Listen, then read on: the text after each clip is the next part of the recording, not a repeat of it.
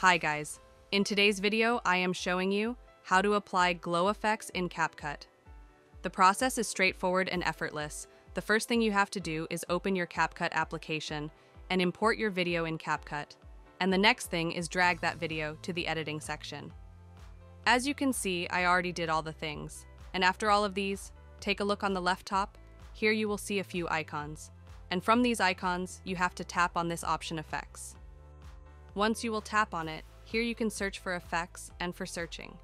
You have to write Edge Glow and tap on the first one to see the result. And here are all the glow effects.